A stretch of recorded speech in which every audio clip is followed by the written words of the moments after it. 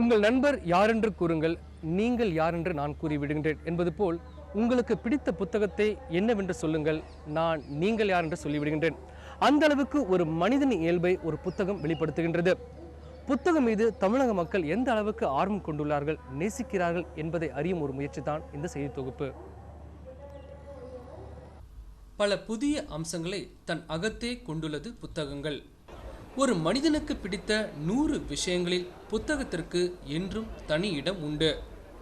அரசியல், ஆன்மீகம், புதினங்கள், சிறுகதைகள், கவிதைகள், கட்டுரைகள், சுய முன்னேற்றம், சுயசரிதை, குழந்தைகளுக்கான கதைகள், அறிவியல் புத்தகங்கள், உலக நடப்புகள், பெண்களுக்கான புத்தகங்கள் என பல தரப்பட்ட நூல்கள் வெளிவருகின்றன. Self improvement, biography plus motivation related, then kids development, education books, இதுக்கான க்ரோத் நிறைய இருக்குன்ற மாதிரி நாங்கள் ஃபீல் பண்ணுறோம். வாழ்வியல் தேவைகளை பூர்த்தி செய்கிற மாதிரி குடும்ப உறவு முறைகளுடைய மேன்மைப்படுத்துறது, குழந்தை வளர்ப்பு, அது சம்பந்தமான இப்போ இந்த வன்முறை சட்டமெல்லாம் வந்திருக்கு, அதை பற்றிய தகவல்கள்லாம் இப்போ நம்ம கொடுத்துக்கிட்டு இருக்கிறோம். தொலைக்காட்சி நாடகங்கள், புது படங்களின் குறுந்தகடுகள் போன்றவற்றின் ஆதிக்கம் அதிகம் தென்பட்டாலும் புத்தகத்திற்கு மவுசு என்றும் குறைவதில்லை. எல்லா வகையான புத்தகங்களும் புத்தக காட்சியில் கிடைக்குது. ஏன்னா ஒரே கூரையின் கீழ் பல லட்சம் புத்தகங்கள், பல வகையான தலைப்புகள் என்பதுதான் புத்தக காட்சியோட மகிமை. இன்டர்நெட்டில் சாதிக்க முடியாத பல்வேறு விஷயங்களை உங்களால் இன்றைக்கி புத்தகத்தின் மூலமாக தான் கொண்டு போய் சேர்க்க முடியும்.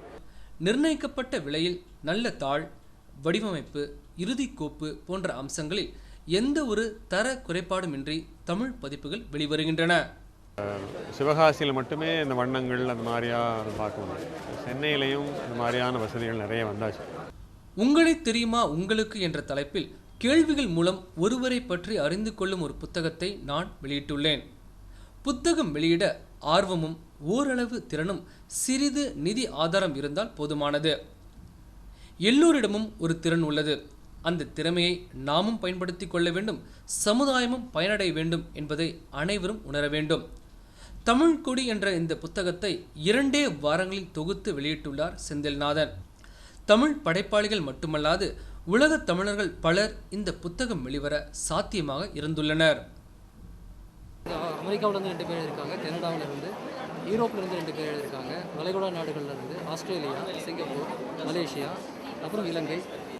ஒவ்வொரு நாளும் தூங்கும் முன்பு எந்த ஒரு புத்தகமாக இருந்தாலும் சரி, ஒரு பக்கத்தை படிக்கும் பழக்கத்தை வளர்த்துக் கொள்ளுங்கள். கண்டிப்பாக ஒரு சில மாதங்களில் உங்களுக்கு ஆரோக்கியமான மனப்போக்கும் சிந்தனையும் உருவாகும் என்பதற்கு நான் உறுதி. tamil.net இணையதளத்திற்காக ராஜ்வி.